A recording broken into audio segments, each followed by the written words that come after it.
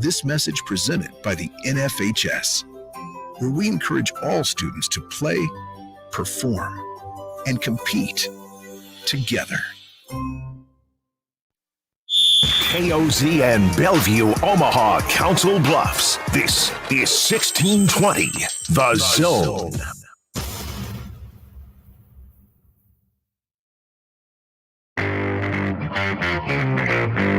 It's time to break down what went right and what went wrong during this week's game. Severe Reaction is on the air with your host, Michael Severe, and the most important voice of all, yours.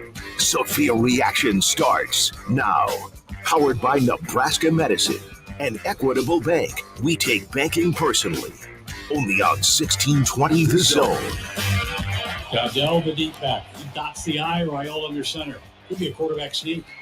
Dylan turns. Hands off Dante Dowdell. Touchdown, Nebraska. Dante just leaps into the end zone. The Huskers now lead 13-3. Boy, Purdue is gassed up front. 2nd and 6. Under center's Dylan. Barney rotates. Gets the handoff in the jet motion to 20, 15, 10, 5.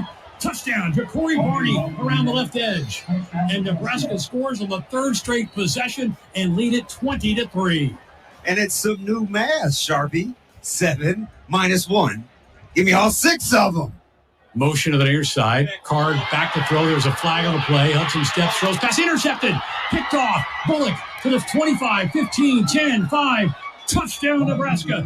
John Bullock with a pick 6. There is a flag on the play, but the Creighton Prep product has an INT for a score. Let's see if it holds up. To come off the heartbreak of last week, a game that nothing went right in terms of like one play goes right, we might win that game last week. To come back, I don't know what the narrative, I don't know what's been like around here before that, but a lot of times teams, they come off that heartbreak and they don't play great the next week that I've been a part of. So I thought for our team to bounce back, Tommy tried to go, he couldn't go. Guys are down, guys step up. We played a lot of guys today, and things not go exactly right. I thought it was exactly what we needed, to be quite honest. I'm glad it ended up 28-10, but that was a game we had to fight for, and guys had to make plays, and got some tough calls go against us in the first half, and the guys. In fact, I think they were telling me to keep my composure. So appreciate those guys. Happy Sunday morning. Welcome to Severe Reaction on 1620 The Zone. I am Michael Severe. Joey is on the board. He'll be answering your phone calls and playing the highlights and or lowlights from yesterday's win.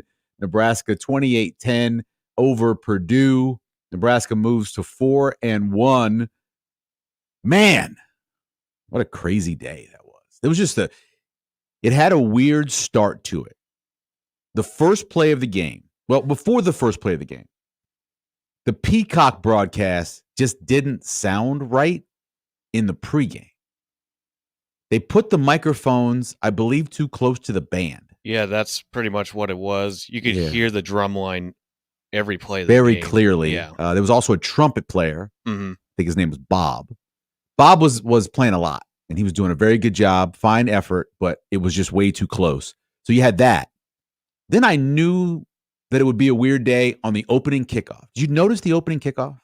I didn't pay too close attention. Okay, so the opening kickoff for Nebraska. Ball comes to Ja'Cory Barney. He starts to return it. And the official says, oh, no, you called for a fair catch. Oh, yeah. Now and Ja'Cory Barney's looking at him like, what are you talking about? He goes, you raised your hand. Like, he raised his hand to catch the ball. Yeah. I don't know what the referee saw. It's kind of similar to the Cooper DeJean play last. No, that was the correct call. That technically, if you go to the rule book, it says if the ball bounces, the ball didn't bounce on that kickoff, ball bounces on a punt, and you at any point raise your hand, then it automatically is a fair catch. Okay. I know Iowa fans disagree with that, but by the rule, this one, the guy standing at the goal line, the ball is in the air. He's got to raise his hands to catch the ball, and the official, who struggled all game, brother did his best, but he struggled all game, said it was a fair catch. So I knew from right down, I was like, this is going to be weird. This is going to be fun. It's going to start off weird. And then from there, it was weirder. It had a lot that happened in the game that we got to get to, right? I'm sure You tuned in to Big Red Overreaction. I'm sure they hit on a ton of stuff last night. We had some bagpipes yesterday. Yeah, bagpipes in Yes. studio. No, At the Whiskey Yeah, Fest. at the Whiskey Fest. Okay, We had some entertainment. That's nice. We have a morning game. So many night games. And they had a lot of night games when about 3 or 4 times on the radio call, Greg said night game because he was just so used to calling night games. Of course, you had the morning game and you had Big Red Overreaction afterwards. But we got a lot to get to, too. I mean, there's a ton to talk about. So much stuff to talk about. But I do want to kind of start with football, okay? I love the game of football. I have loved the game of football since I was a little kid. My first favorite sport, however, was baseball. I was a little kid living in New York City, and my aunt's husband, Uncle Mackenzie, was a very huge baseball fan. He's from Panama. And the folks in Panama love baseball, and he was a big Yankees fan. I became a Mets fan. I was 4 years old, and it was my favorite sport. I moved on to becoming an NBA fan when Dr. J, when I was living in Philadelphia or outside of Philadelphia, Dr. J came to Philly in 1977. I became a Sixers fan. But from the moment I moved to New Orleans, it was football. I love football. I love the NFL. I love college. I went to lots of high school games. I played in high school games. I went to high school games. I've covered high school games. I love the game of football. And I would never say this naturally. But after yesterday, I'm starting to understand how Steve Sipple, who will not be on this week because he is on a flight, has said before that we have too many games. And I've always gone, man, Sip, you can't have too many games.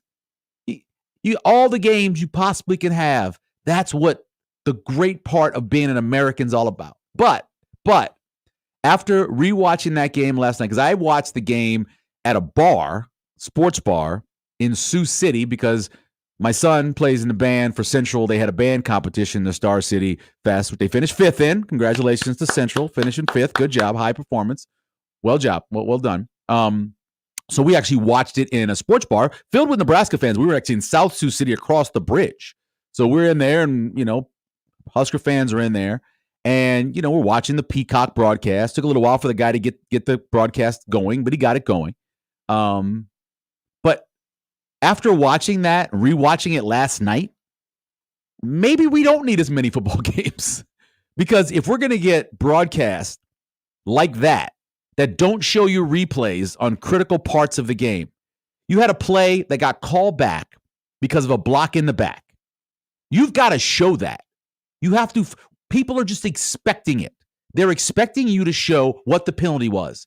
They want to know why a 19-yard play ends up being a 1-yard play because you called a block in the back. They want to see it. They didn't show it. The majority of the time, they didn't show replays. And then the other part, and I'm not a guy that jumps on broadcast crews because it's not an easy job. I know people think it's an easy job. It's not an easy job. You have to really prep to be good as a play-by-play guy. You have to have a natural flow. And as a color guy, you have to know the game. You have to understand the game. And you have to be able to play off of your play-by-play guy. All those things are huge when it comes to putting on a good broadcast. What we saw yesterday was not a good broadcast. Technically, it wasn't a good broadcast. Audio, it wasn't a good broadcast. I grew up a Penn State fan, okay? I know Mike Robb. Big fan. Loved him as a quarterback at Penn State. Loved when he moved to running back when he had to. Loved that. Great NFL career. NFL commentator, good in the studio. Not a color commentator guy. If you have so many games on a Saturday that Michael Robinson is your color commentator on a Peacock game, you've got too many games. I'm not completely against nepotism because sometimes it works out great. There's some really good young broadcasters whose dads were great broadcasters, and because of that, they got their foot in the door and they became good, right? I completely agree with that. That is not Jack Collinsworth. Jack Collinsworth is not good at his job. He's just not. He doesn't have any flow. He has no rhythm. He just doesn't do. He should be working his way up right now on much smaller games at much lower levels to where he gets all that. So when he's doing a nationally televised Peacock game, it sounds like he's good at the job. That's the way it should work. Kevin Kugler, who no matter what you say about Kevin Kugler, Kevin Kugler worked his ass off to get where he is at Fox right now, doing UNO games, doing high school games, doing Division II games, all the way up to where he is now doing games on Fox. Did a game yesterday, the Oregon UCF game, and then did it, of course, going to do an NFL game today. Worked his butt to get. Jack Collinsworth hasn't put in the minutes and the plays. He hasn't put in enough yet to get to where he needs to be doing that game. That's depressing to think about. I know there are great broadcasters out there who could have done. I know college broadcasters that are on college broadcasting teams that do a better job than he did yesterday. Same thing true with Michael Robinson, same thing. It doesn't make a lot of sense to me that that's the crew. We got, Colt McCoy earlier in the year for his first game. What are you doing, Big Ten? Do you not like Nebraska? You're like, screw Nebraska fans. They're going to watch no matter what. We'll put anybody in there. Who cares? Is that what you're doing? It makes no sense. I don't get it. Obviously, we have too many games on TV. If that's what we're going to get. That's what we're going to get. We have too many games on television. And then the other part is just officiating, And I've said it for decades. I respect officials. I respect how hard the job is.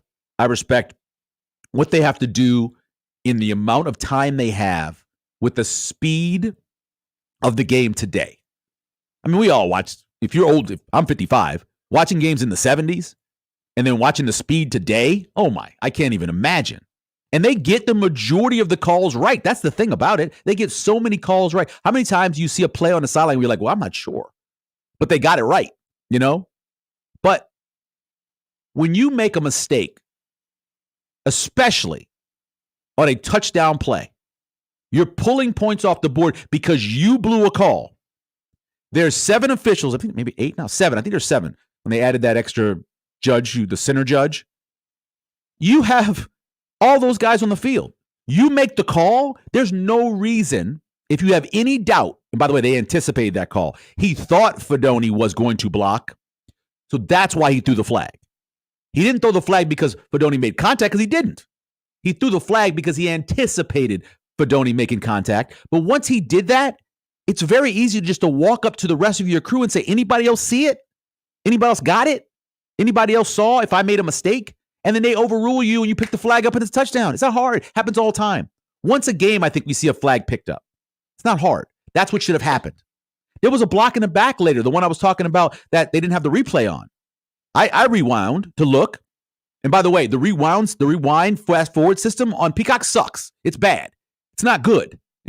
Fix that. Make it easier for people to be able to go back and forward. Come on. Anyway, that was a missed call. And there were a lot of flags that happened. Nebraska commits too many penalties. It was one of my keys this week.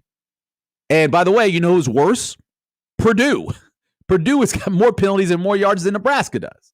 So, or at least more yards, not more penalties. But still, you look at the combine yesterday, both those teams committed a lot of penalties. Those officials called too many. That just can't happen. You can't have, so Nebraska came in 106th in penalty yards and 99th in penalties. And we'll go over it later, but it got worse. It got worse in that situation.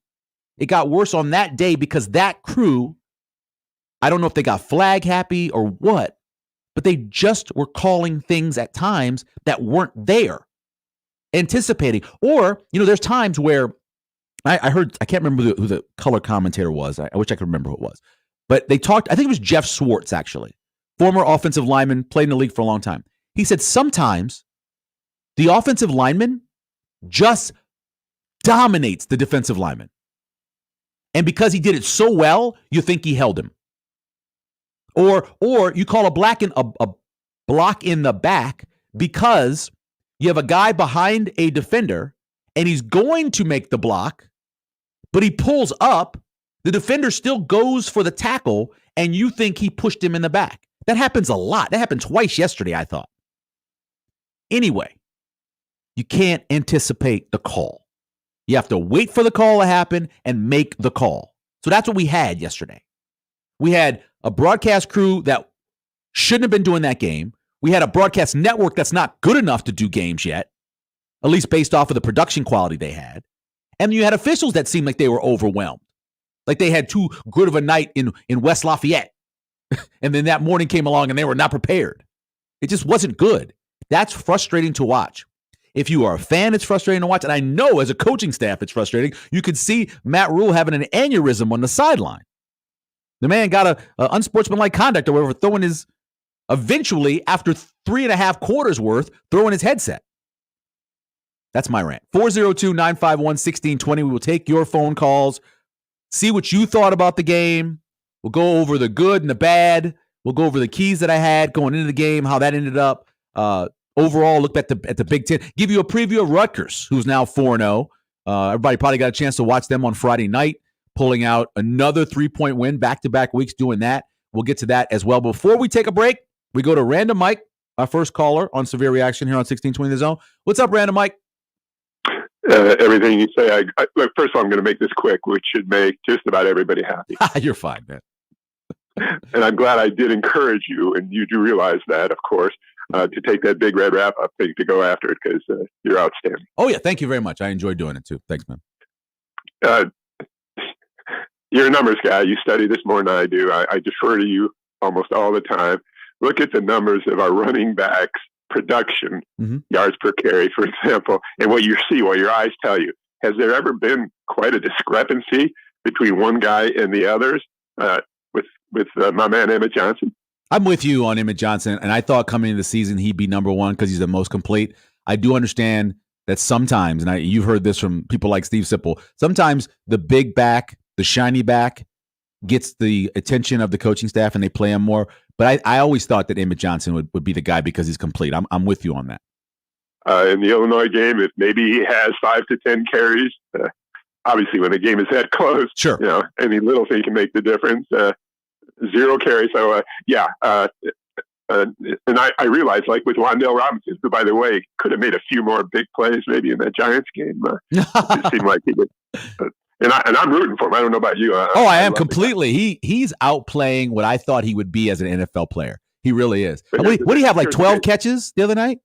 He had a ton. And, what was his average, though? You expect a guy like that to break some big ones. But the same way thing, Emmett Johnson, not that big. Don't abuse him, Right. Don't overdo it. And we obviously did with the Wan'Dale, and got him hurt, which is a terrible thing. All right, I'll let you go. Take care, buddy. All right, thanks a lot. We appreciate it, Random Mike. You're completely right about, and I was going to get to that a little bit later.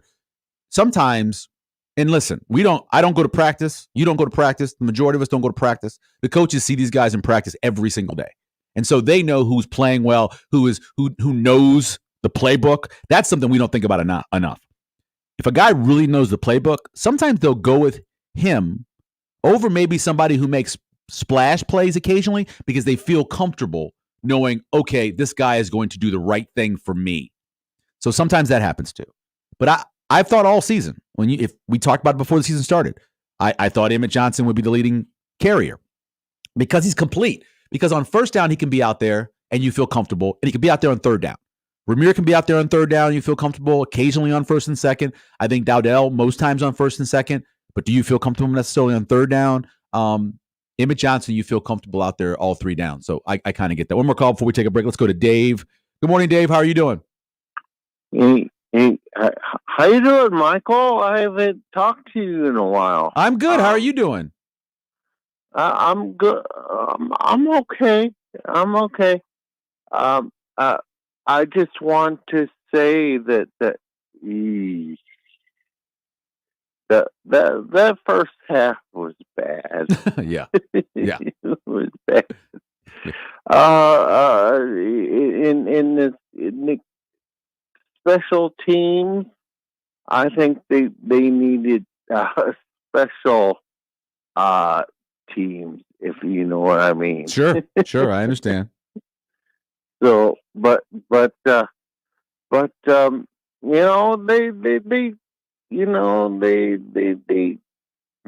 made I guess they came around in the second half, but still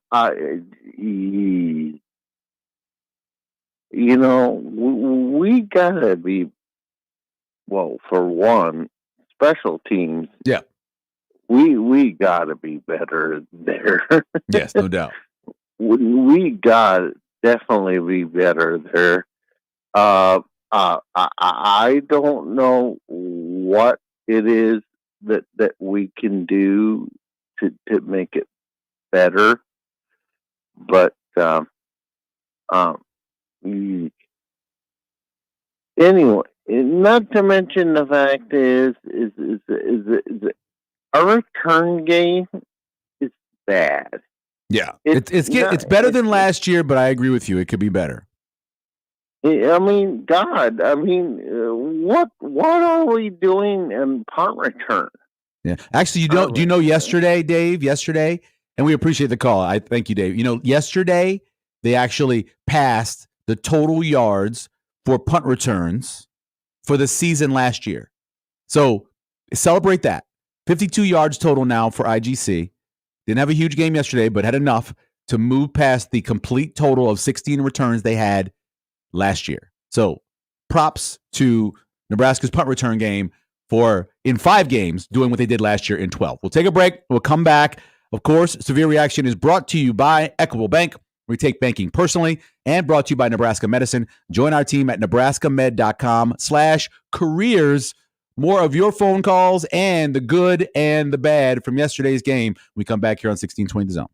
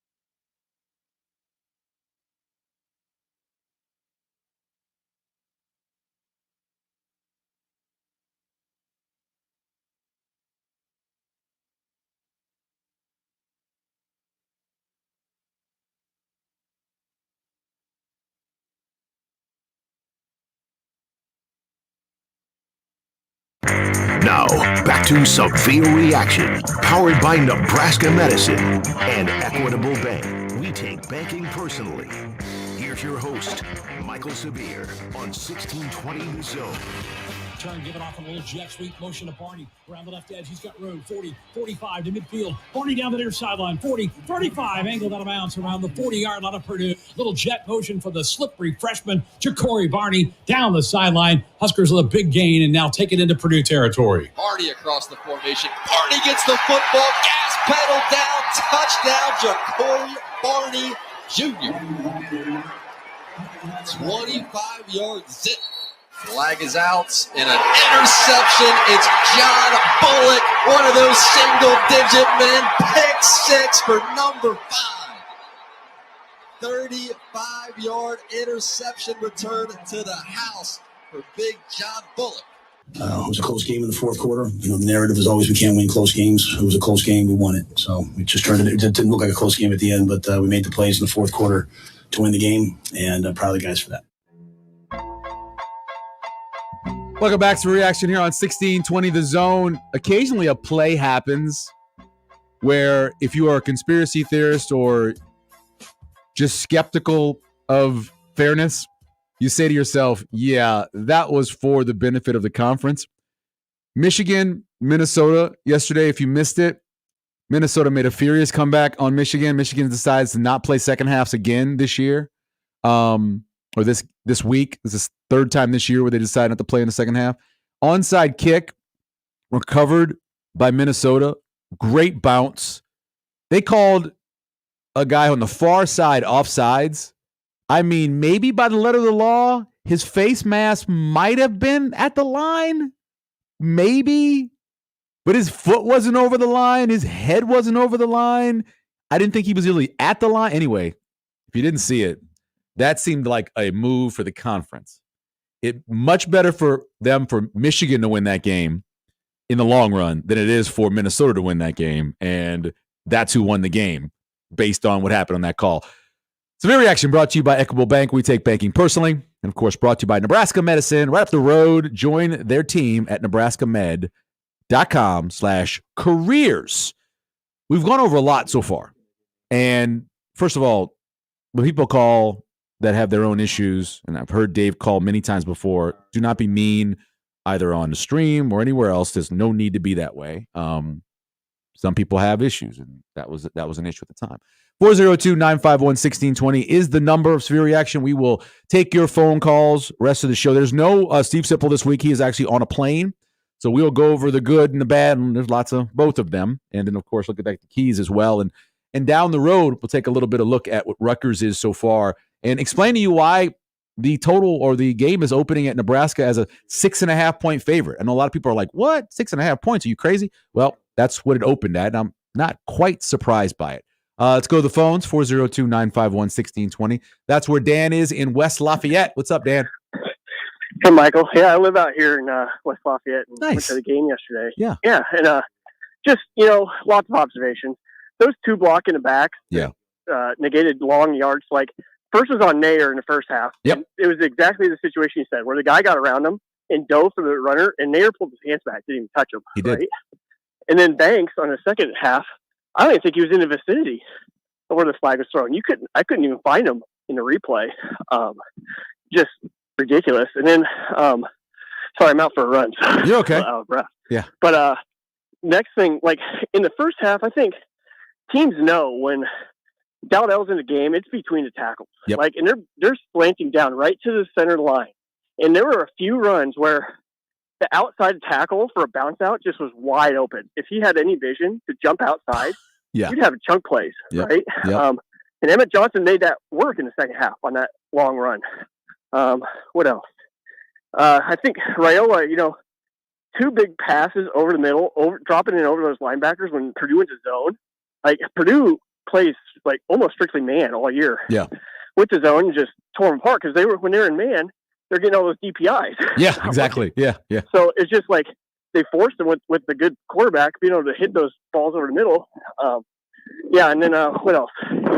15,000 Nebraska fans there. It wasn't too Is that all? It looked like more on TV, Dan. It looked like more. It was mostly on that sideline of Nebraska. Like, okay. It went around the bowl. Yeah. There's a few on the Purdue sideline, but you couldn't see those guys from the camera angle. But gotcha. I'd say 15 to 20,000. I mean, they sold out. They said 61,000 attendance. I'd say probably 50,000 because the bowl wasn't full. Right. But I think just getting it going in the second half and getting a lather on run game just really helped them out. And they wore Purdue down on that defensive line for sure. Yep. So no doubt. Thank you, Dan. Right. Yep. Enjoy your run, buddy. So to emphasize what Dan said about wearing them down in the run game, Run game was really interesting. That was like my number one key coming in was, you got to run the ball against a team that can't stop the run. But so Nebraska struggled in the second quarter running the ball. Second quarter is the only quarter they struggled in for whatever reason. In the second quarter, they ran the ball just 3 times for -6 yards. But in the first quarter, 10 for 55. I'll take 5.5 yards a carry. Third quarter, 8 for 35. Good enough. And then 11 for 77 in the fourth quarter. Now, 2 of those are 8-yard runs or maybe 9-yard runs by Heinrich Harburg at the end to finish the game. But still, 11 for 77. Did what they had to do. 5 yards a pop running the ball. Now, I know people will look and say, this is the team that gave up 703 yards in 2 games rushing. Why didn't you run for more? The second quarter is a great example of why they just didn't get into a rhythm. And listen, Dowdell has his moments where he does things between the tackles that I don't think any of the backs can with. He has some good explosion. He will occasionally run through or over somebody. I'm fine with that. I just think as a complete bat, Emmett Johnson can do more things. Damon Benning talks about how he can do more with less. So if things are going wrong, you'd rather have a guy who can make things happen without everything going right. And that's what Emmett Johnson is. Dowdell needs the blocking to be better for him to be able to make some of the big plays he's made. And he had some great blocking at different times, both yesterday and in previous games. We'll go back to the phones on hold along. Another Dan. Good morning, Dan. How are you? Good morning. Great. Thank you. How are you doing? I'm good, man. It's it's a long day yesterday in Sioux City. Right. Yeah.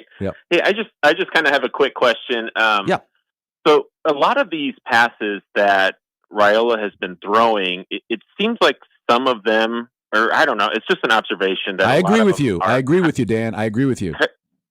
Kind of underthrown. Yeah. And that's a lot of those PIs yesterday as well. Mm-hmm. Do you think he's just still getting used to the speed? Because it just seems like if he just threw it out there, man, our guys would run under him. I think he's trying to be too perfect, Dan. I think he's trying to be too perfect in his passes instead of letting it rip. And a couple times because of that, you got PIs, yes, but also a couple times he's throwing balls out of bounds during the season because he's trying to be too perfect and he's feathering the ball instead of drilling it in there. I agree with you. Yeah.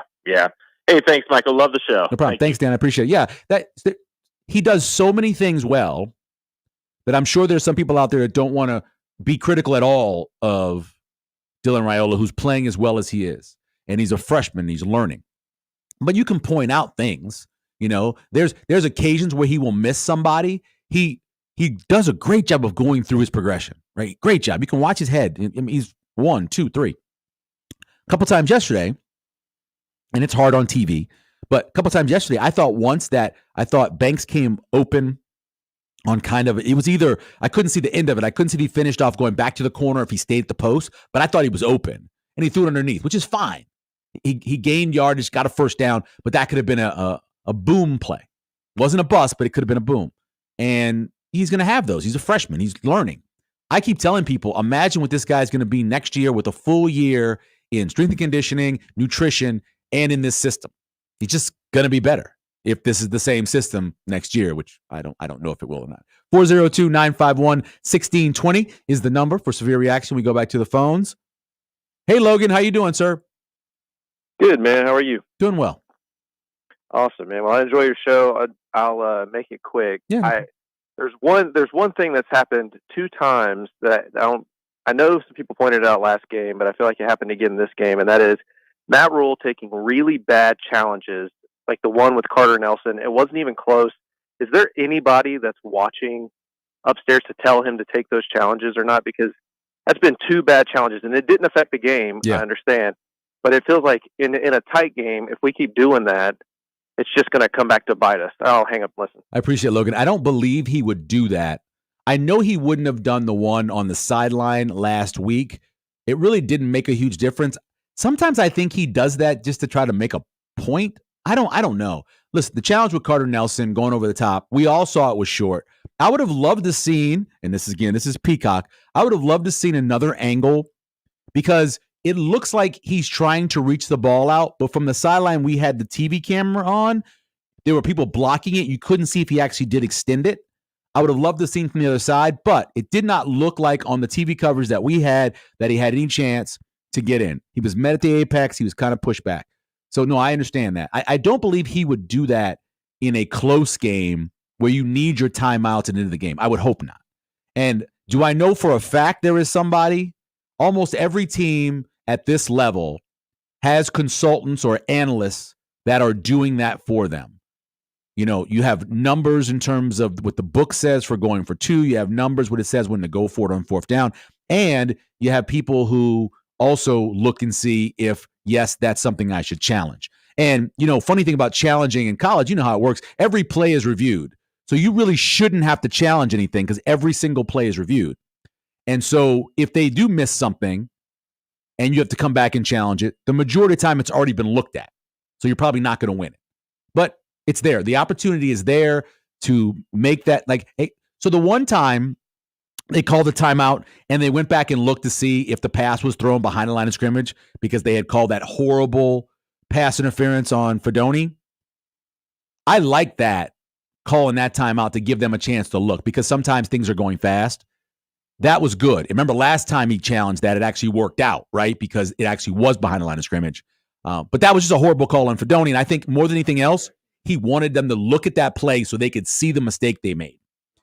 He wanted New York or New Jersey, wherever they're looking at for the Big Ten, he wanted the official to know that they missed that call, and that's why I think he challenged it. I really do. Because they do. They have to go back and look at it and go, oh, look, we missed that. He didn't actually block. He actually let the guy go. So I think sometimes he tries to make a point as well. But, yeah, you can't do that in a tight game when you need to save your penalties. We go back to the phones, 402-951-1620. That's where Bob is this morning. Good morning, Bob. Hey, morning, fellas. Hey, just a couple quick observations. Yeah. Always like to start off with the positives. Obviously, we got the W. That's what's most important. Mm-hmm. Good for those kids to gain a little confidence. I do think this team is improving. Everybody can see that. That's why we're so excited. So kudos to them and the coaching staff. I think we're going to run into a couple buzzsaws here coming up and then the remainder of the season. However, I'm feeling a lot better about it. Now, the negatives. You take a special teams that went from bad to worse. And I'm not sure what's going on. I don't know if a change needs to be made, whether it be coaching or personnel. But at this point, if your rule and you're 35 yards out and it's 4th and whatever, I think you got to go for it. I don't think you've got enough confidence and faith in your kicking game to attempt those kicks. Maybe I'm crazy. I don't know. Another observation, Emmett Johnson, I think he solidified himself as to be in the 1-2 spot, possibly the 1 spot. I think he's got better vision than Dowdell. I think Dowdell runs a little harder. Yeah. But I think Emmett Johnson's got a little bit better vision. And then the last thing I want to just make a comment on, and believe it or not, I'm going to freak you guys out, but I am a Buckeyes fan. I grew up in Cleveland, Ohio, and I love the Buckeyes, and I love the Huskers. I want the Huskers to go 11-1 every year. Only lost to my Buckeyes, but that's okay. But I've been saying this for years, and that is this. The Big Ten Conference as a whole has a very huge problem with the officiating. And it's not just biased towards Nebraska or whomever. They are blowing calls that are costing games. Yes. Or potentially costing games. And this isn't just this year. This has been going on for some time. And the question I have is, at what point is anybody in the Big Ten Conference going to take a look at this? Obviously, they do. But Bob, every game, I will tell you real quick, Bob, every game they are scored, and because of that, they get certain assignments based off of that. So they do look at it. They do go back. They do listen to every team that sends in video saying, "Hey, this was wrong." They do. I just think there's enough bodies to fire people, man. I just think they are. I think they have to keep the guys they have because they don't have enough officials. Well, I think you hit on something that probably made a little more sense, and that is, it's better for the conference if Michigan wins that game. Oh yeah, and that's unfortunate. I'm not obviously, being a Buckeyes fan. Yeah. You know how I feel about Michigan. Sure, but for Minnesota, that's just got to be heartbreaking for those kids and that staff. That's literally taking victory, a potential victory, from their hands, and it's just unbelievable. And like I said, this has been going on for years. Yep. I don't know. I hope Matt Rule does send that in. A lot of those calls were really bad yesterday. Yeah. And then last week, I mean, in Illinois, there was some calls there that were really tough to swallow. I just think it's a huge Big Ten problem. Obviously, there's blown calls here and there. Yeah. It's part of the game. But when it's egregious like it's been, I think it's time we reevaluate. I don't know. So, right. Bob, I appreciate your call, guys. man. No, I agree with you, and they do. They go back and they make sure that all of the ones that are sent in by all the plays that are sent in by the coaches, they look at it and they write them back. They tell them if they think they're right or wrong, and they'll apologize if they're wrong, which happens quite a bit because it is a hard job. But like I said, you have 7 guys out there. It's really easy, and you see this. Huddle up. Anybody else see it? Did you see if he actually impeded the defender's chance to be able to get there and make that play? Did you see it? Help me out, because maybe I missed it. That's what should have happened there. The communication should have happened there, that they missed that call. In the NFL, trust me, the white hat who has the earpiece in would have gotten a call from wherever headquarters, I think it's in New York, would have got headquarters, would have said, hey, you guys missed that reverse. And they'll pick that flag up. They would have picked that flag up in a heartbeat. College is a little bit different, and the flag still should have been picked up. I want to talk about something that's on the stream, on the comments on YouTube. Game Dog says Nebraska doesn't have much speed at wide receiver. The wide receivers are clearly having issues with separation. Raiola had all day at times in the pocket with no open receivers. That's not true. So I've been to 4 games where I'm in the press box watching. That's not true. There are guys that are running open, lots of them. Now, I'm not saying Banks has electric speed, but he's fast. Nair is faster, I think, than Banks. Ja'Cory Barney is very fast. Jalen Lloyd is one of the fastest people on campus. This is not true. And there are guys running open. At times, Raiola doesn't have time to be able to get the ball to him. At times, he may miss a throw occasionally. And sometimes there's guys that are being bracketed and he doesn't want to try to force it in there. But we're not talking about teams like in the past where Nebraska didn't have guys that got open. That's just not true. You can't see it as well on TV. And by the time a lot of times you see the wide receiver, it's when the camera has cut to them. And yes, maybe a guy has recovered. But to say guys aren't as open as they were against Illinois a week ago, because that was ridiculous. They're like a 4-yard cushion most times. But guys are open a lot. That's not true. 402-951-1620. John in Omaha, stay right there when we come back. We'll get to your phone call and more phone calls and more when we come back here on Severe Reaction.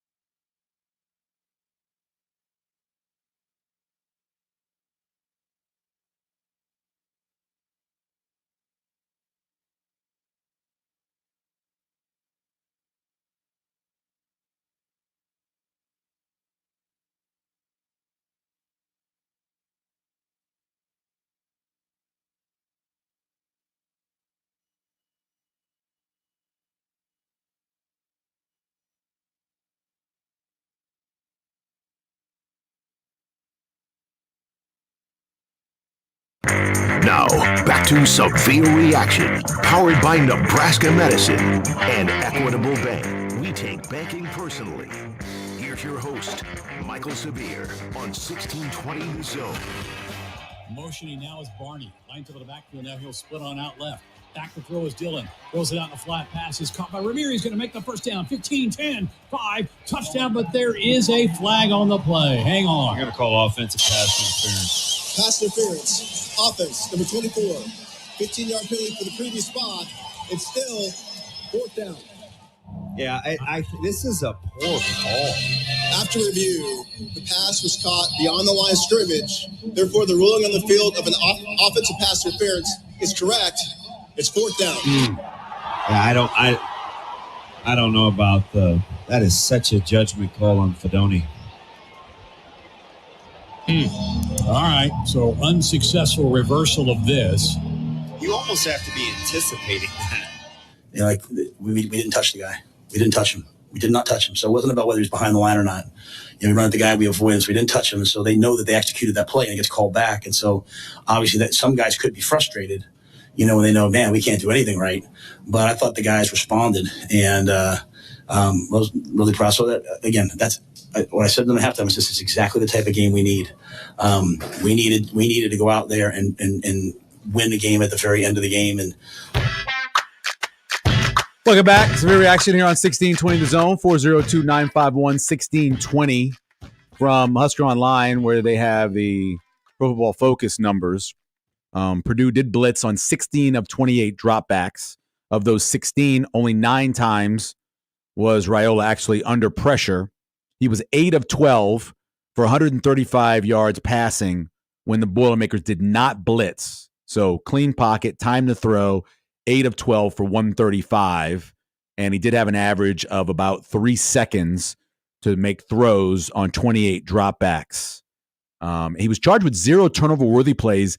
I would debate that. I thought the fade he threw to the corner, where the defender got his right hand on the ball, I think if the defender gets his head around a little quicker, that's probably an interception. I would consider that to be a turnover-worthy play. They didn't call that, but that throw was too far inside, and it wasn't far enough, and so that could have easily been intercepted, but they say it's not a turnover-worthy play, so it doesn't go down as one. We are brought to you by Equitable Bank, where you take banking personally, and brought to you by Nebraska Medicine. Join our team at nebraskamed.com/careers. I am going to check they have the second-order numbers that show the margin of the distance between receiver and defender to see in terms of being open. I know the first 3 weeks of the season, I know Nebraska had a number of open receivers based off of that. I know they also had them against Illinois based off of the numbers I saw. We'll see about Purdue. From what I could see on the TV coverage, I saw a couple times guys came open and he didn't make those throws.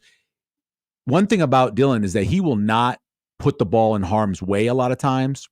And so some of the things he did, he had a lot of guys getting held, a lot of guys getting interfered with. You had 4 DPI calls in one half, which is incredible to think about. But in terms of guys crossing over the middle of the field, there are guys wide. We said all last week, tight ends and running backs across the middle of the field, the place to go in the Big Ten because the corners are good. Take advantage of what happens in the middle of the field. And you saw almost every time they threw the ball in the middle of the field. We got one jerk route, one arrow route yesterday, which was nice. But whether it's Fedoni or whoever else, get that ball across the middle of the field. That's where you make hay in this league. And Nebraska did more of that, and I hope they do more of that going forward. Let's go back to the phones.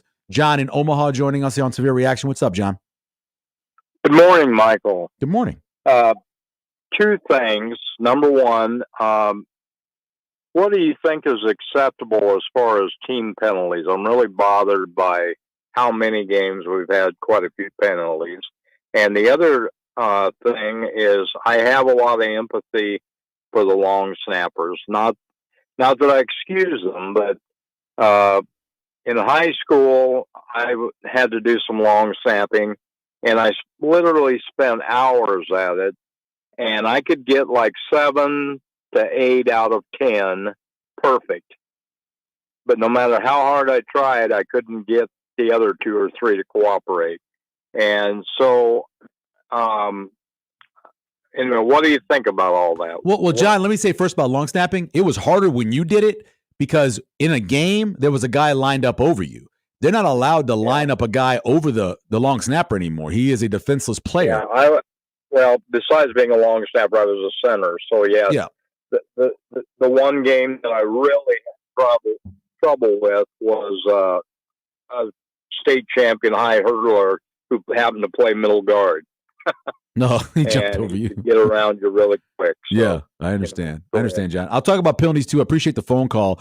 So if you just go by the top half of the Big Ten and look at the amount of penalties they average per game, the one team that is in the so Illinois is at 6, but I would say 6 and under.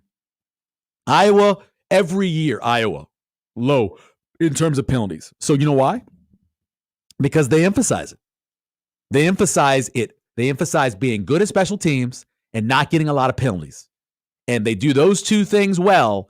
It makes up for some of the things they don't do well. Iowa's averaging 2.8 penalties a game for 23 yards. By far, number one in all the Big Ten, only 11 penalties in 4 games for Iowa.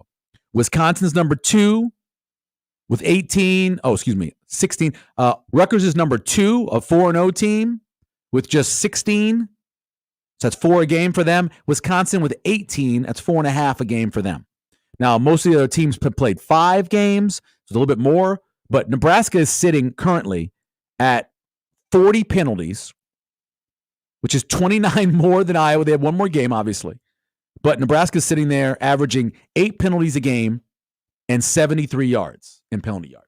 That's unacceptable. I mean, it just is. I mean, you can't do that. 402-951-1620. We'll take a break. We come back. We'll get to the good and bad. We're also going to look back at some of the keys, take more of your phone calls, look ahead to Ruckers. Currently, if you haven't seen it, Nebraska is listed as a 6.5-point favorite, coming back home to play a 3:00 game. You know the network for that yet? Fox Sports 1. All right, FS1? Yep. Come on. Let's do a job. Let's do it well. We'll do that. All that when we come back here on Severe Reaction on 1620 The Zone.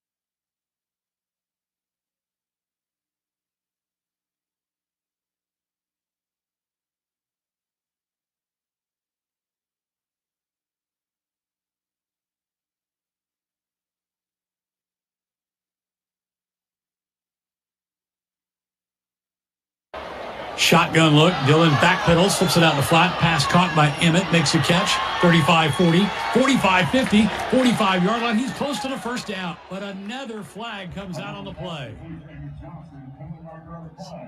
Can you just reward his patience, please? Face mask, let's keep him moving. Dead ball. Unsportsmanlike conduct foul. Defense. Number 42. For taunting. 15-yard penalty for the succeeding spot. Automatic. First down. There are 2 fouls on the play. Holding. Offense number 4. It's a 10-yard penalty from the spot of the foul. Dead ball. Unsportsmanlike conduct foul on the Nebraska head coach. That 15-yard penalty will be enforced from the succeeding spot. It's second down.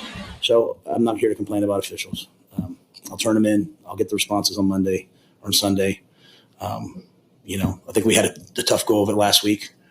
And you know what? Here's what I know. Someone's going to have to start to fight for Nebraska. All right. So I'm here to fight for Nebraska. And so Troy does, our AD will fight for Nebraska in that way. But, I wanted the fellas to see me out there fighting for them today.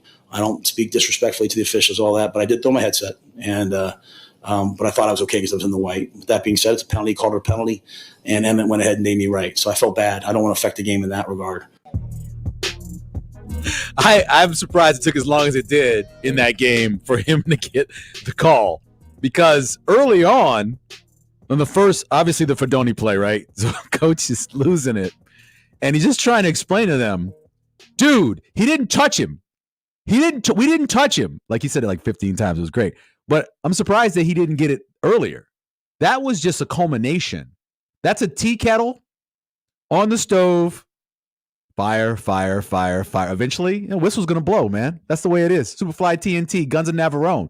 Why am I in the back seat? You shot him. Anyway, all I'm saying is that you cannot make that many calls and not have the head coach eventually just lose it. He just has to. And he did. And like he said, got that long to go. They get the ball to Emmett. He makes the run. Then you get the face mask on top of it. And it's a null and void call, right? It goes down in the scorebooks, but for the most part, it didn't matter. Let's go back to the phones, 402-951-1620. That's where Lance is. Good morning, Lance. Good morning, Michael. I think we can get lost sometimes thinking about what we've been watching the past 5 years or 10 years. Yeah. So turnover margin, think about where we're at through 5 games. Plus 5, right? Plus 5? Yes, in the cumulative differential from last year we're plus 11. Yeah, exactly. We're 11 ahead scoring. We're 11 points ahead. And these are representative examples because we had CU and 2 Big Ten teams, right? Yep. I mean, we have made massive progress in trying to get rid of just the absolute horrendous football that has been plaguing us. You've been talking for 15 years now about the turnover differential. Yep. They have not gone negative in the turnover differential this year. We are seeing progress, people, and we've got a young generational quarterback. Yep. I just wish the defense could find a way to play. You talk about competitive stamina, to find that Colorado stamina, to find a way to show up with that stifling sort of a defense. And I think that's why people are disappointed. With Bill and Raiola, if we can get things cooking, I tell you, we could still do something special this year. I understand. I appreciate it, Lance. Great point. So if you look, excuse me, sorry about that. You look at it, Nebraska's currently in the Big Ten, tied for 3rd in turnover margin.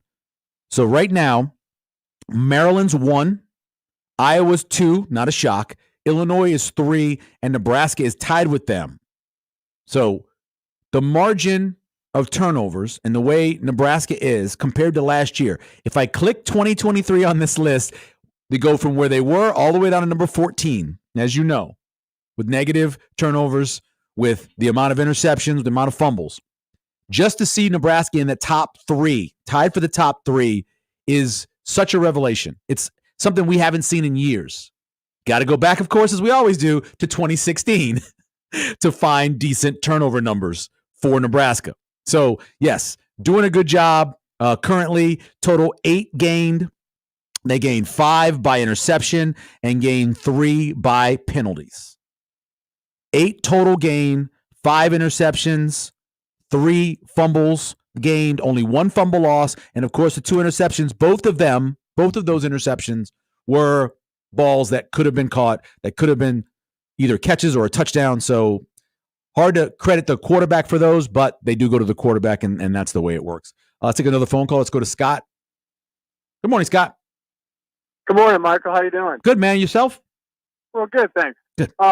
Hey, there's never a Husker game where somebody's not happy with one of the coordinators or both, right? Yeah. So I saw a few people chirping about Satterfield.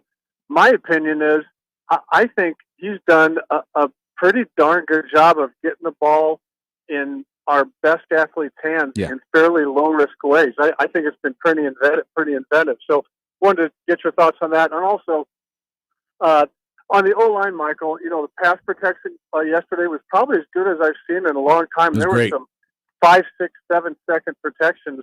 But let's talk about the run game between the tackles. We're obviously using a lot of gorilla tape, but you're really good at just looking at individual guys on the line and play to play, and just where we're at with lack of depth and inexperience. I wanted to just get your thoughts on where you think we can get to moving forward. Yes. Thanks. Have a great weekend. You too, Scott. I appreciate it. We'll take a break in a second, but I want to point out, you essentially got a third-string guy playing left tackle, right?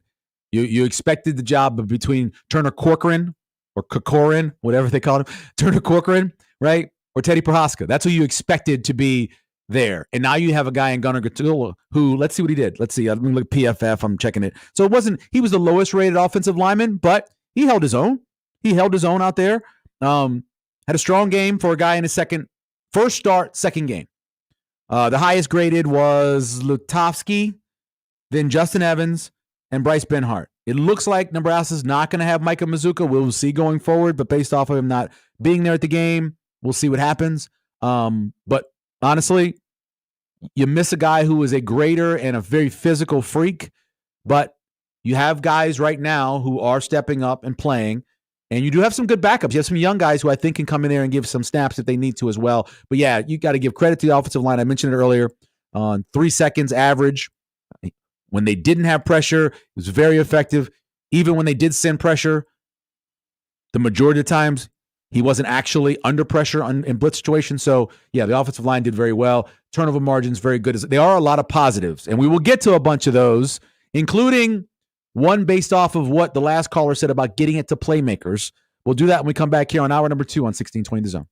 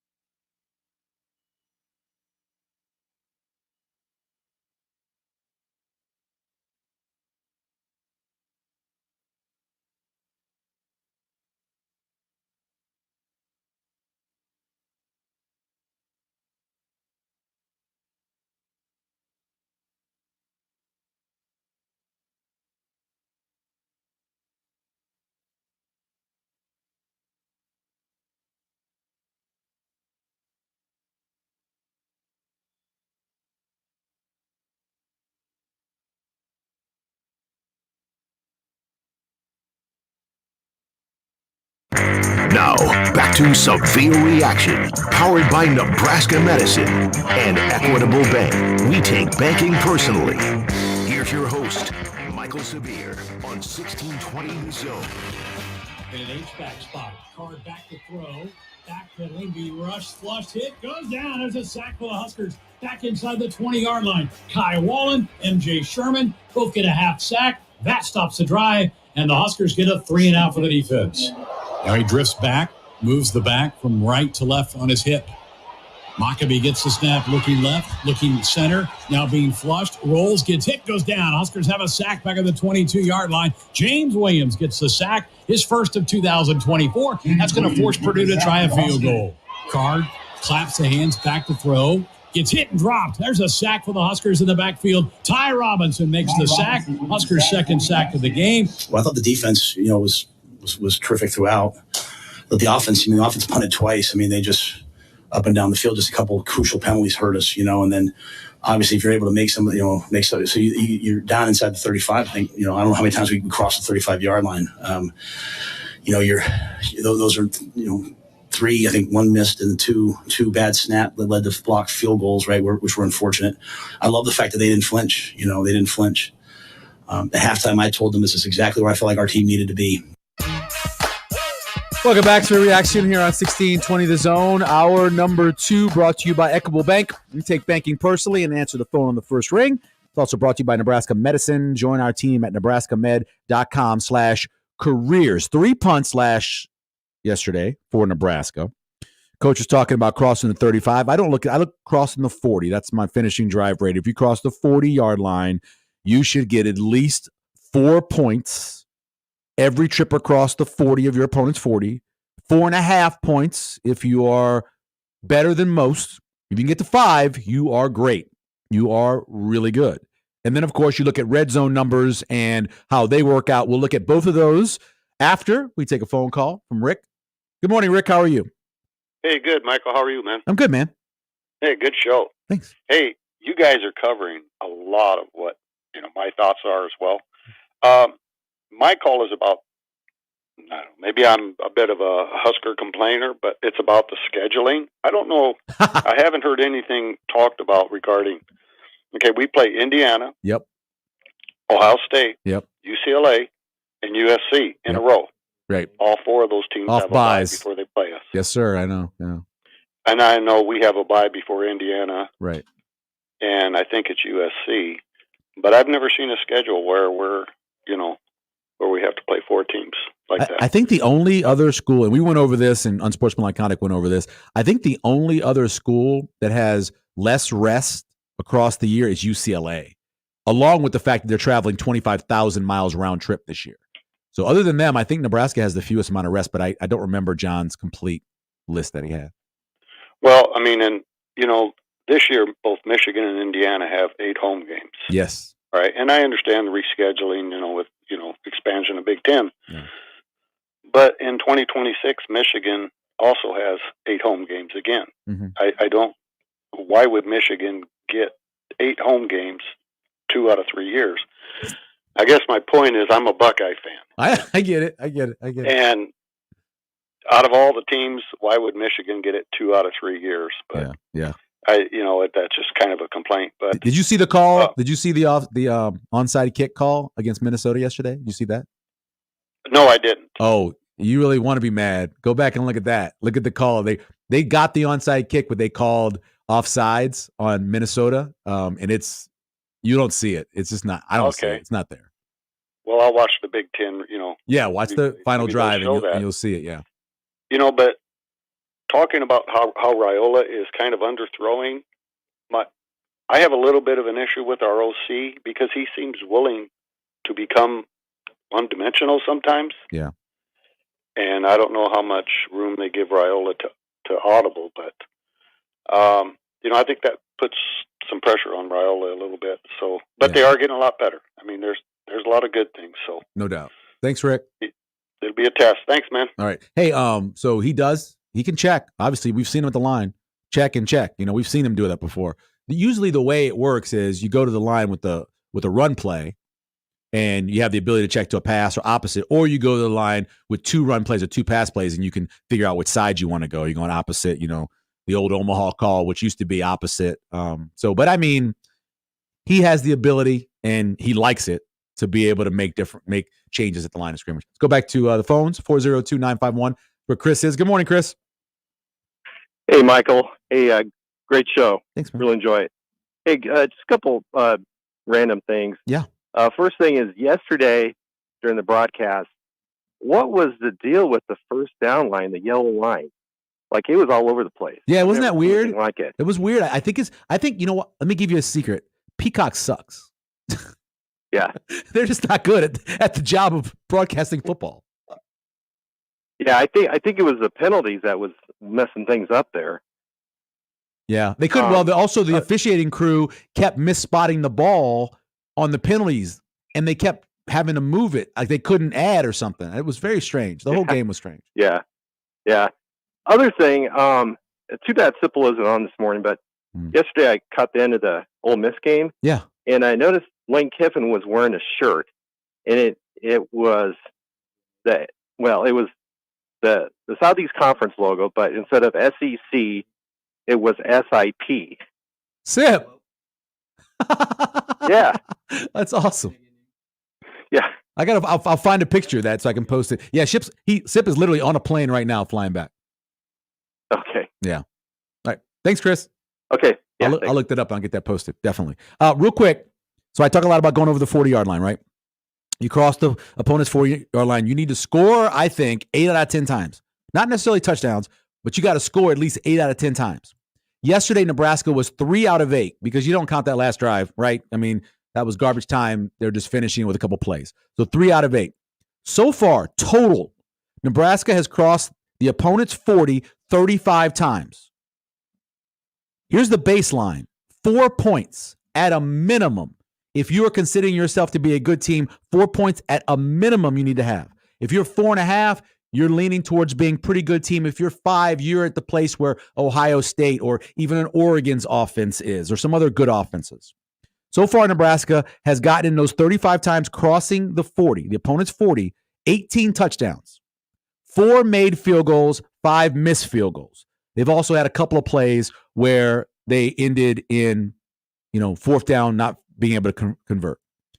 That comes to 3.9 points per drive over the 40. It's not good enough. Minimum, you have to be at 4. Minimum.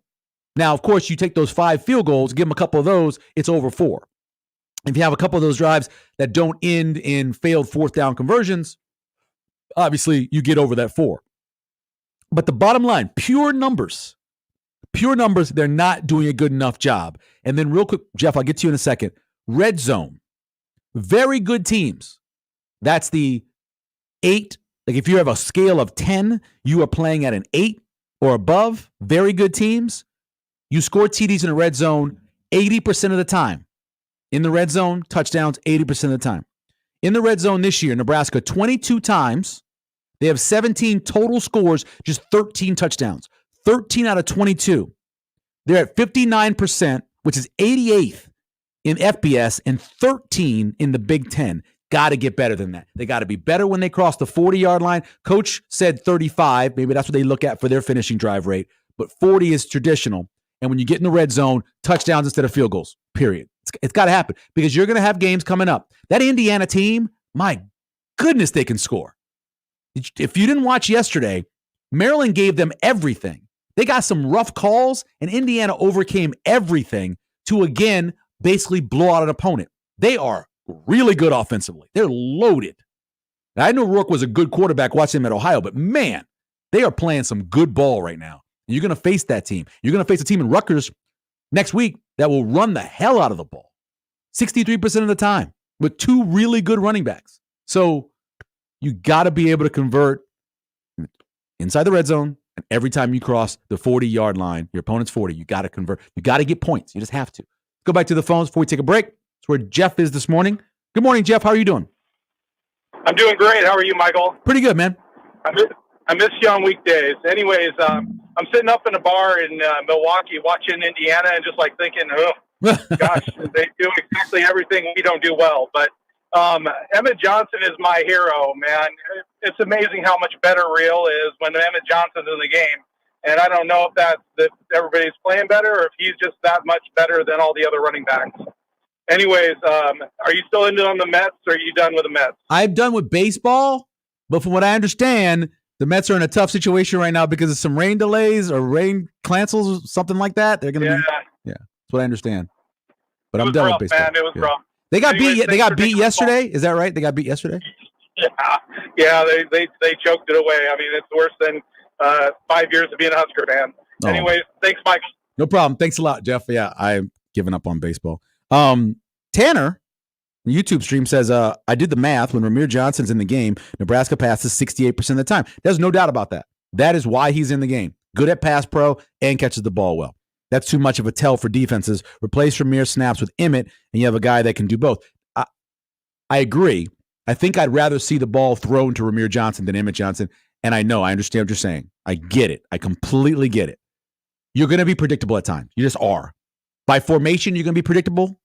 By down and distance, you'll be predictable. It's just the way it works. You just got to be better. You know what? I know people hate this, but when Nebraska was good, it didn't matter if you knew it was coming. Let's move forward. Alabama, Georgia, LSU 2019. Let's go USC, any year where they had top offenses under Lincoln Riley. You may know and have a good idea. Doesn't mean you can stop it. You're going to be predictable. Down in distance, by personnel, you are. People do film study. Yes, you have a good idea what's going to happen. That's why the best down to throw on is first down. Because the majority of people run. The best down to run on, generally, is 3rd and 4 or less. Because if you're the kind of team like you want to be, you'll convert that 4. And if you don't, you'll have 4th and 1 and you'll convert it then. I know it's predictable. It's predictable across the board. And I don't care what team you watch. That's how it works. I can watch NFL games and tell you too, based off of personnel. But you just have to be able to do it. It doesn't matter who's in the game. You got to make it happen. You got to be able to do the right thing. And Nebraska had the opportunity of that. There was a play in that game, a throw out of the backfield that was pretty much on the money. And it hits Emmett Johnson in the hands, and he kind of juggles it, right? And then he goes to the ground. I think it was a 7-yard gain. That might have gone to the house. It's inches, man. It's the Al Pacino speech any given Sunday. The inches are everywhere. That was an inch play. That was an inch play. You know what else was an inch play? The touchdown in the back of the end zone to Jamal Banks because Fedoni was going up to try to catch it. That's an inch play. Luckily, Fedoni didn't, and it's a touchdown. You just got to be able to convert when you get opportunities. And Nebraska doesn't always do that. We'll take a break. We'll come back. Good, bad, ugly, and the guy who really, truly can be the difference maker for this team. When we come back here on Severe Reaction on 1620 The Zone.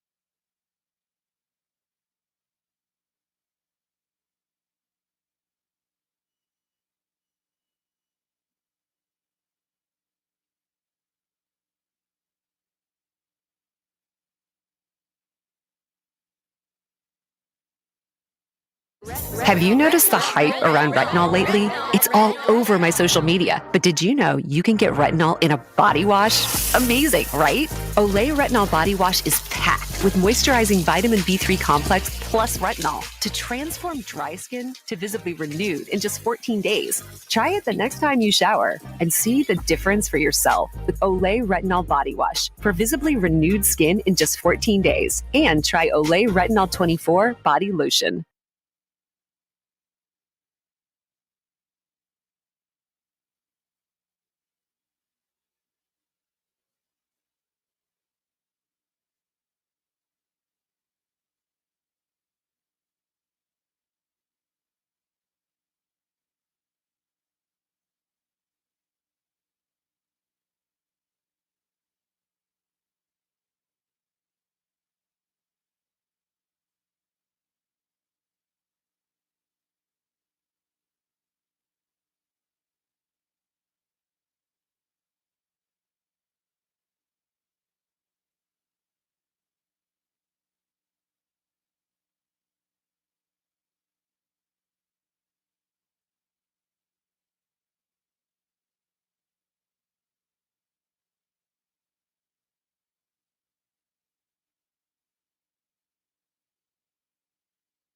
It starts with a single click.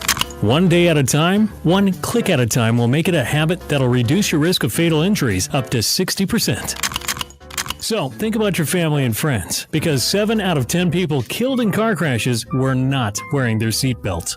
It's a fact. Seatbelts save lives. So just make it a habit. Buckle your seatbelt every trip, every time. Brought to you by the National Safety Council Nebraska and the Nebraska Highway Safety Office.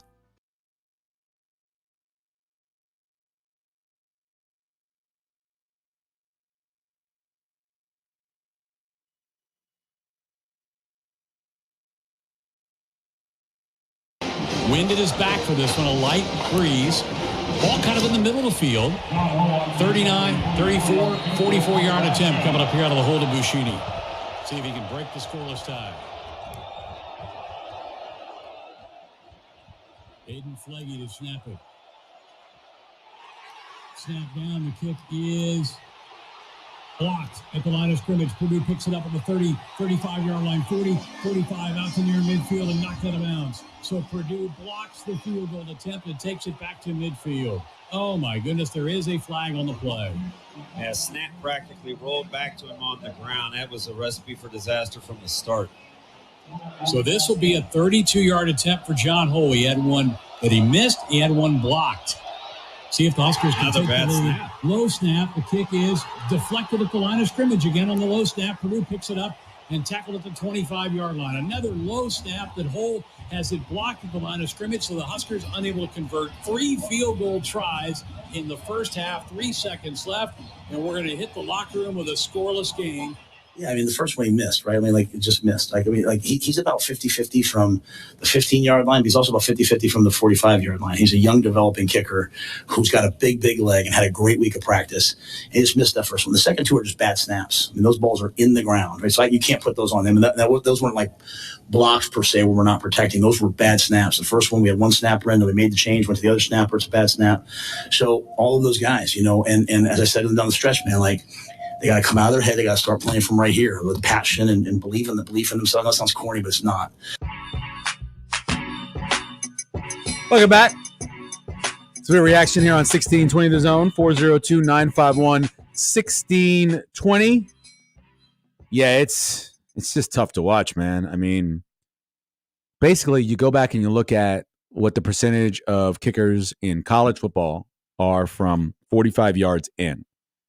And you got to expect, really, truly, it's about 3 out of 4. You know, in the NFL, man, it's like 100% now the way to kick. But it's about 3 out of 4. That's what you need to make. Nebraska is good, bad. We'll start with a bad one. Football kicking operation. Let's just not say the kicker. It's the operation. Snapper's got to do his job. The holder's got to do his job. And obviously the kicker needs to do their job. 2021, Nebraska attempted 16 field goals and made 8.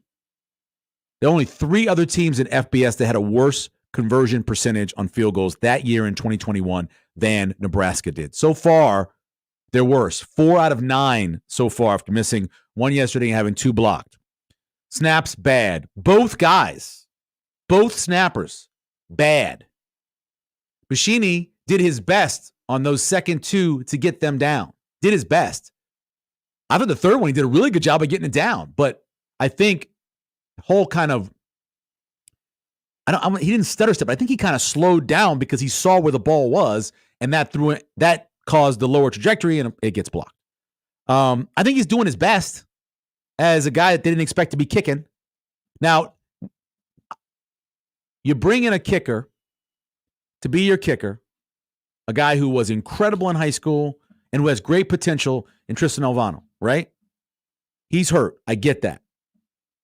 Nico Adamonelli was brought in here to be the next kicker. I've watched him in pregame. Big leg. He's got a lot of movement. He reminds me of a left-handed pitcher. When you ever, before a softball game or a baseball game, and you're just throwing catch with somebody and you're left-handed and the ball moves so much, that's how his ball moves. But he's got a big leg. So hopefully, get in there and do that. Currently, Nebraska, 44% made. It's 125th in the FBS, second to last in the Big Ten. Penn State actually is last with 2-5. 2 for 5. So that's where you are in terms of one of the bad things. Honorary mention for the goods, Ja'Cory Barney. We have been talking about these slot, smaller receivers coming to Nebraska in recruiting for a number of years. And for whatever reason, they don't quite live up to what you want them to be. You go back to Jamal Turner, right? You have this expectation because you see them in other teams and you go, oh, Percy Harvin, that kind of guy right there. Use him like that. There's been a lot of great freshman wide receivers across the country. Ohio State, right? You expect them to have great freshman wide receivers. You expect Alabama to have great freshman wide receivers. But here's the thing. What Ja'Cory Barney is doing right now is going to influence the rest of the season for Nebraska. Because if you can get a defense to move, especially out of their gaps, sometimes 2 gaps, if you can do that with linebackers and safeties and influence them, it's going to make your offense run smoother. All of this they've been doing with Ja'Cory Barney, whether it is the flip forward or it's an end around where they hand it off, whatever it is, this is going to influence the defenses for the rest of the season. Everybody in film going, ooh, that kid, he's dangerous. So far, he's got 23 touches for 225 yards. Essentially, every time Barney touches the ball, it's a first down. Just under a first down every time he touches the ball. He's a difference maker in the games now. He's a difference maker in preparation for those teams looking at Nebraska going forward. They're going to have to spend time. Every time he goes in motion, and it's a ghost, they don't give it to him, there's going to be a linebacker, there's going to be a safety, somebody's running with him, maybe a corner. And that is good going forward for what they can do with the other playmakers on the offense. Initially, my thought, playmaker-wise, in this season, I thought Isaiah Nair or Banks, somebody in the middle of the field, maybe it's Fedoni, maybe it's a Carter Nelson. Running back-wise, I thought Emmett Johnson. I thought Ramir Johnson on third down, one of your playmakers. I hope that it'd be Ja'Cory Barney, but we've seen so many freshmen come in here, so many young guys who they haven't been able to transition from high school to here. He has done it. Just fantastic. So much fun watching him. Another good, and we haven't mentioned this enough today, and I apologize. It was a win. Nebraska's 4-1. You know how many teams this year have gone on the road in their first game against a team that they probably should beat and walked out of there with a loss? Hell, even Georgia a couple of weeks ago before their bye went to Kentucky, a good Kentucky team, and were glad to get out there with the win. Be happy you got the win. Because going on the road, especially if you have one phase that is horrible, and they had one phase of the 3 phases yesterday was horrible, and getting the win and walking away for you bettors with the cover as well, hey, good job. Be grateful for the win. Walk away with it, 4-1. Another bad in the good and bads is, and I mentioned the red zone, and I mentioned finishing drive rate. You passed the 40. But the penalty numbers and where they are currently, and I've said this a couple times, you don't have to be as good as Iowa is in terms of not committing penalties. You don't.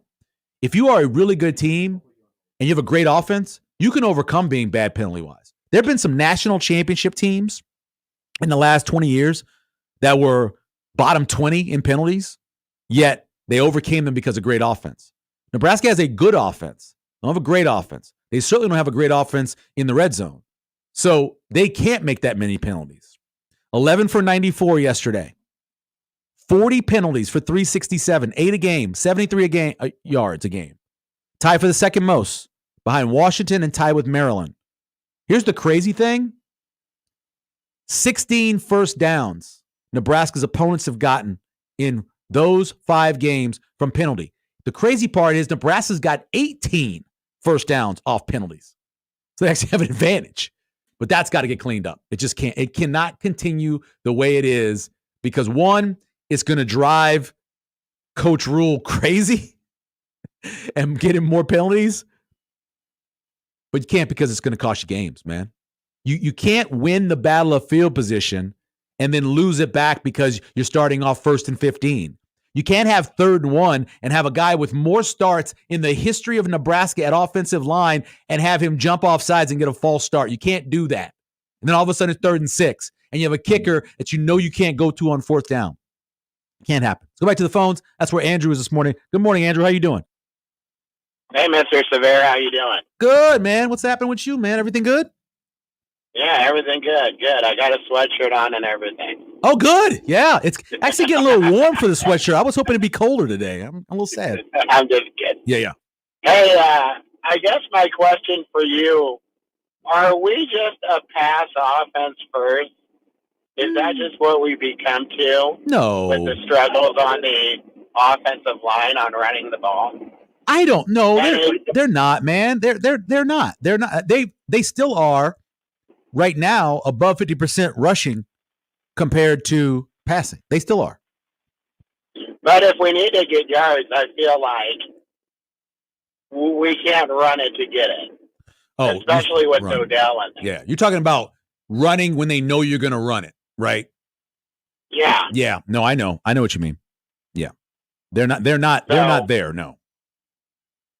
Is that we've had some guys on the line for a long time. I know. And they haven't. It's almost like they don't know how to run block anymore. Is that something that you give some new guys a chance? I do believe some of those young guys, I believe, are on the verge of maybe getting an opportunity. I wouldn't be surprised. They already got one in there in Gunnar Gatula, so I wouldn't be surprised. Okay, then that's all I had. I one last question, I guess. Sure. What is your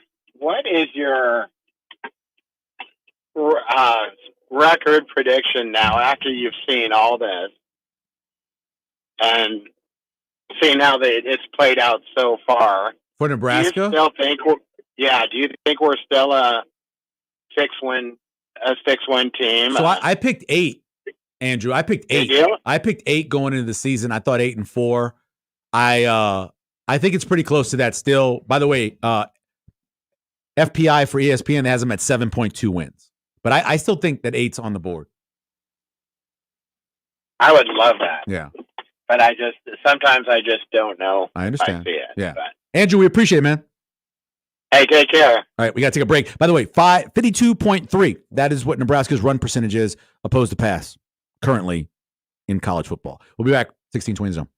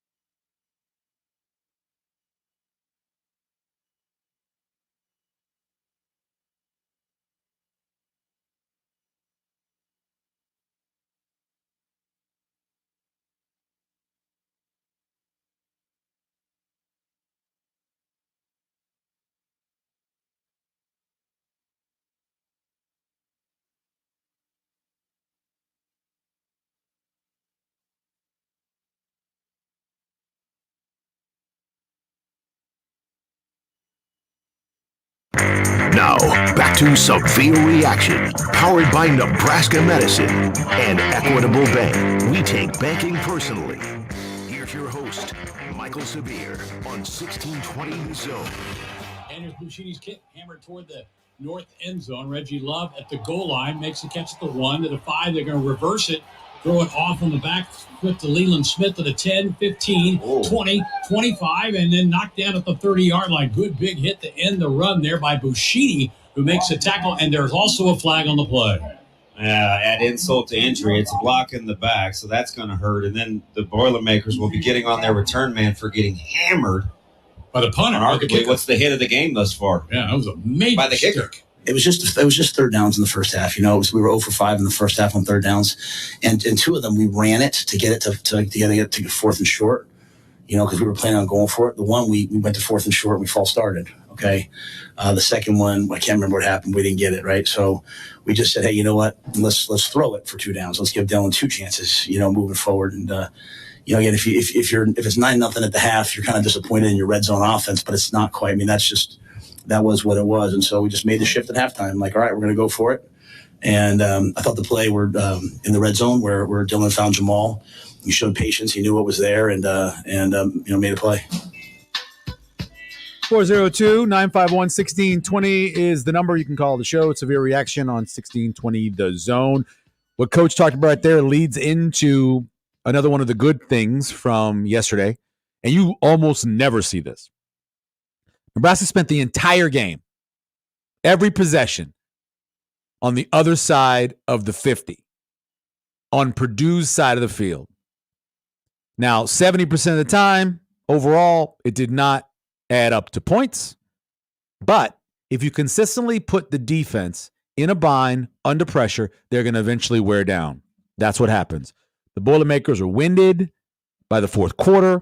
It showed Nebraska's offensive production.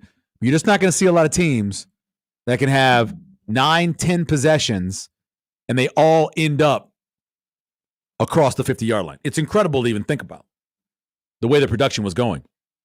Nebraska's success rate in the first half was way over 50%. Success rate, successful drives, how they add them up. But their finishing drive rate was 0 because they didn't score. Just nuts to think about. It's just crazy to be able to move the ball, to be able to have success, to be able to do those things, and then be in a situation where you cannot put points on the board. It's got to be incredibly frustrating for your coaching staff, for your players, for the fans, everybody. It's got to be frustrating. It has to be. But that's what we watched. That's what we watched yesterday. Here's the good news, because I believe in regression, both positively and negatively. You have to have some positive regression coming in terms of the red zone and finishing drive rate. I really do, because it cannot be that way a whole season. Things flip like they do with turnovers, like they do with close losses, wins, however you want to say it. Things flip. That's the way it works. Things regress to the mean, and often if you have enough of them, they do. And eventually, bad things flip to good things. If you got too many good things, they eventually flip to bad things. It's the way sports works, the way life works. And so hopefully that means Nebraska is going to have some success in the red zone, more success in the red zone, and some more success as well as they move on just crossing the 40. Let's go back to the phones where Thomas is this morning. Good morning, Thomas. Who dat? Good morning. What's up? Hey, big fan of yours, Michael. Of all the sports personalities in Omaha and Lincoln, I think you see the game better than any of the locals. My question is, where's the deep ball to like Jalen Lloyd? I mean, Dylan's got a cannon for an arm, and you watch like Indiana throwing big, deep balls. Where's that piece? I think one thing, Thomas, that hurts Nebraska a little bit is that was all on tape from last year. So they see 19, especially if Nebraska is heavy to one side. So maybe they have trips or they have deuces on one side and they have Jalen out there. I think they know. And so the safety is in cheating over and trying to make sure that's covered. I think it'll come around. The more they run that stuff with Ja'Cory Barney, the more it's going to open up routes to other guys. Also, one other question, with the expansion of the Big Ten, obviously recruiting and bringing in new officials, did they recruit from the the Pac-12. Yep. And do you think it's possibly they broke up existing crews from last year to kind of help provide some parity among their teams? Well, I think the first Big 12 crew that Nebraska had for the Colorado game, I'm almost positive those guys were old Pac-12 guys because he looked familiar to me. And I think they were old. I think some of the Pac-12 crews they either went to the Big 12 or they went to the Big 10. I think that's what happened, but I don't know that for sure, just based off of seeing guys' faces. All right? Okay. Appreciate your talks. No problem. Thanks a lot, Thomas. I'm pretty sure that first crew in the Colorado game, those guys, I'm almost positive used to be Pac-12 guys, and now they're moved over, obviously. And there's still there's still 2 Pac-12 teams, right? They're still playing. Oregon State and Washington State are still playing. We'll take a break. We'll come back. We'll look back at the keys, see how Nebraska did.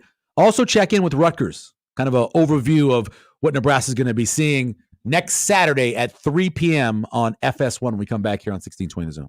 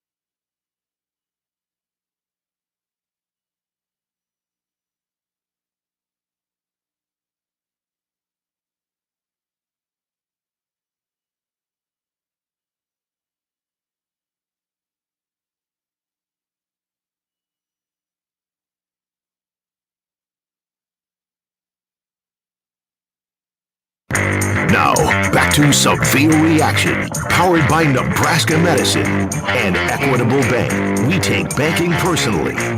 Here's your host, Michael Severe, on 1620 The Zone. 3rd and goal at the 6. 3-0 Purdue, late third quarter. Don't time. Dillon goes shotgun.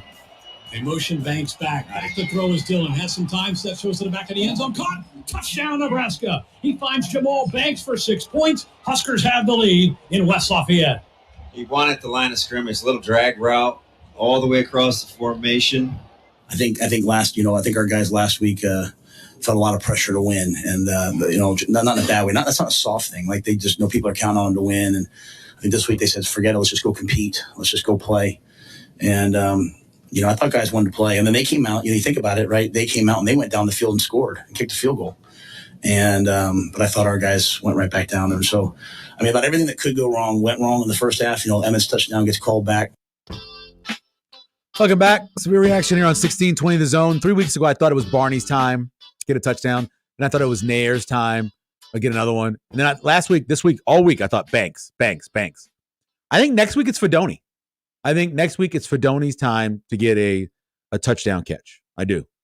Because I felt Banks all week long. Saturday, I believe he was plus 230 or 240 to catch touchdown pass yesterday. I think Fedoni's the guy next week. He gets it. Let's go back to the keys of the game. What I had for my keys going in. The first one was obviously to run the ball. Anytime you're going against a team that's given up 703 yards in 2 weeks, you definitely think you should run the ball. It wasn't as good, but you know what? 32 attempts, 161 yards. That's 5 a pop. You look at, I mentioned, second quarter was the one that kind of held them back. 3 rushes for 6 yards. But the first quarter, 10 for 55. Third quarter, 8 for 35. Fourth quarter, 11 for 77. It's functional. It's good. It's not good enough against a defense. Now, I know in those 2 weeks, Purdue's defense was threatened by a run quarterback. I understand that. It was that way against Notre Dame. It was that way against Oregon State.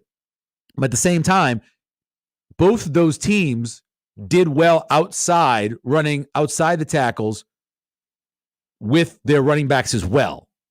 I thought Nebraska would do better, but still, it's a good day running the ball, especially when it came to when Emmitt Johnson came in the game. 2 was special teams. Just got to be better. We knew that coming in. 1 miss, 2 blocks. Bashini did have 2 punts inside the 20 and had that huge hit on kickoff coverage. That might have been the highlight of the game for Nebraska. Nebraska got a pick 6 and touchdown pass to Banks and Ja'Cory Barney getting around the edge. All that was great, but the Bashini hit was awesome. It really was. 1 kickoff return, again, for Purdue. Nebraska continues to not always get it in the end zone. And when they don't get in the end zone, the other team does pretty well returning it, 29 yards. I know that doesn't sound crazy, but you can't do that. If you're not going to kick it in the end zone, you've got to be able to allow fewer than 20 yards a return. 29 yards. It's only 1 return. I know. That's not great. And then as I mentioned earlier, and I mentioned this on Twitter as well, IGC 9 for 52 this year in punt returns. Last year, Nebraska was 16 for 48. So already 4 more punt returns yardage in 5 games than they had all last year in 12. And then funny enough, my third key was penalties. Limit the penalties. How about let's have a game where you only have 2 or 3 penalties? Why not? Instead, 10 for 89, 1 calling back a touchdown. That was a horrible call. It's got to be fixed, man. 40 for 367 blows my mind because I know they concentrate on it. I know during the offseason they bring officials in. I know during practice they have officials in. They're trying to make sure. 2 weeks ago, it was personal fouls, crazy personal fouls. This week, yes, you had the call on Coach Rule on the sideline, but the block in the backs, the OPI, that was a horrible call. False start. You cannot be sitting at 3rd and 1 and cause your team to go to 3rd and 6 when they are limited in terms of what they can do on 4th down. Just can't do that. Can't happen. Those are the penalties that drive you crazy. It's the mental. If you are out there and you're busting your ass and you make a penalty, coaches will be like, look, you were doing everything you could. You were playing hard. But mental penalties, false starting, Purdue wasn't that loud. It wasn't. That's ridiculous. When we come back, we'll look ahead to Ruckers next week. Get some of the things they got. Also a little bit covering the Big Ten as well. Here on 1620 Zone.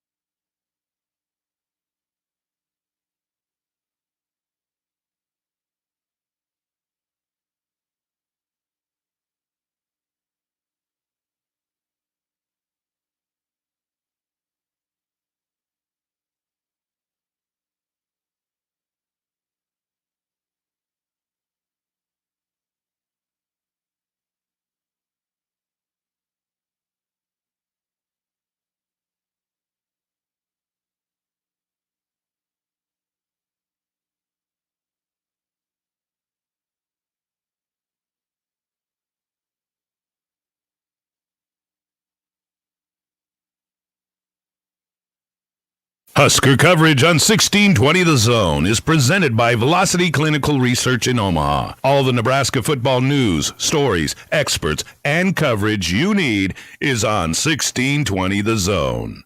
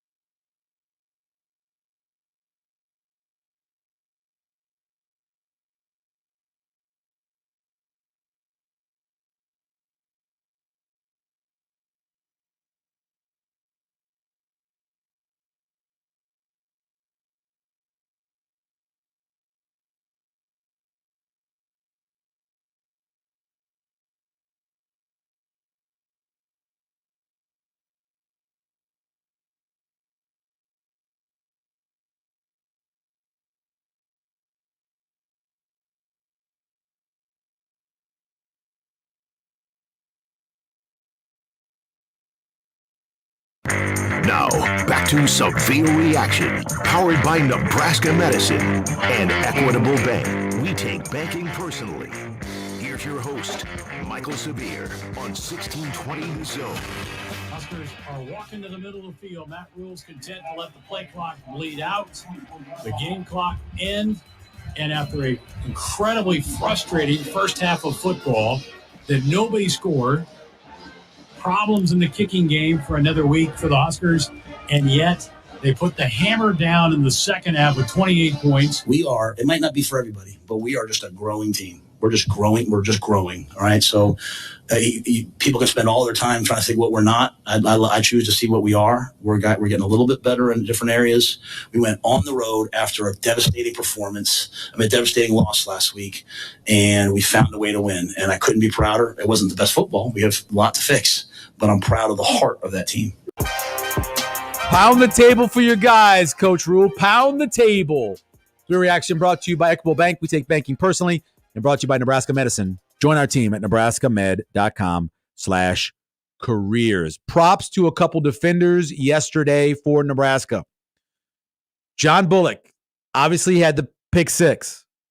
Highest scoring player, I believe, so far, according to PFF, for Nebraska. So far this season, 92.4 overall grade. Coverage, 92.1. He had the pick six. Run defense, 80. 42 snaps. He took more snaps, had a better score than anyone else. Matter of fact, Sean Callahan says, in our years of charting Nebraska's PFF grades, no defender has scored better numbers over 40-plus snaps than John Bullock did on Saturday. His overall defense grade of 92.4 and 42 snaps, highest in memory. And Mekhi Bear. How many times did Mekhi make a hit? How many times where you were like, oh, that dude got hit? He came downhill and played well. They weren't the only two. Vincent Shavers got some early snaps and played well as well, but those two guys really stood out. And then you got Sierra Wright out there with a knee that was bothering him, led the team, even though he left the game and had to come back in, led the team in snaps with 52 snaps. I love how Mike Robinson kept talking about how Sierra Wright was coming back from injury. No, he was a backup to Tommy Hill, and Tommy Hill got hurt and he had to come in. Anyway, Sierra Wright, another good performance. Almost an 80 grade from him. Deshaun Singleton upped his from last week. Marcus Buford upped his from last week in the secondary as well. So Sierra Wright playing well. His first start also led the team, the secondary in tackles as well. So good job by him. Looking at Ruckers for next week. Again, games at 3 o'clock, FS1, Nebraska back home. Ruckers sitting at 4-0, scoring 32 points a game, giving up 19 points a game. They are a 63% rush percentage team. I know Nebraska fans would like to have that. 63% of the time, they're running the ball. 4.8 yards a carry, 207 yards a game. And the second leading rusher now, he was the leading rusher. Now the second leading rusher is Kyle Monungai, 147 yards a game. He's averaging 6 yards a carry. He's got 6 touchdowns. And then Sam Brown. Sam Brown is his backup, and that guy's averaging 57 yards a game and 5.2 yards a rush. Between the two of them, 9 rushing touchdowns. Quarterback, 61% completion rate, 150 QBR. Not a great game yesterday. Friday night, but good enough to win. As you know, back-to-back weeks. Virginia Tech, they were an underdog, win by 3. This week, favorite by 3, and end up winning the game on a field goal or missed field goal. So, Washington and Virginia Tech, both those games kind of at least got them ready to play close games in the Big Ten. You have 2 of their games went over. They covered Akron and they covered Virginia Tech as a 3-point dog to Virginia Tech. So that's kind of a breakdown of Ruckers. We'll do more of that. We'll do some more film study. I watched a lot of their game on Friday night after I went. Central had a home game against Westside. Went to that game, and then when we got home, watched a bunch of the end of the Ruckers game, last quarter and a half or so. And they're just committed to running that RPO, man. They're going to RPO you to death. Your keys are so important next Saturday. The end on that line of scrimmage, he's got to set that edge. He's got to force the quarterback into making a play. The linebacker who's scraping over the top has got to make the play if it's going to the running back. And the secondary has to stay at home with whoever's coming out of the backfield, the wide receiver on that side, because they will make the throw on that third part of the option. RPO is huge against Rutgers next week. Play your keys. Don't get confused. And then referees watch those offensive linemen down field as well. We'll be back next week, next Sunday, right here on Severe Reaction 1620 Zone.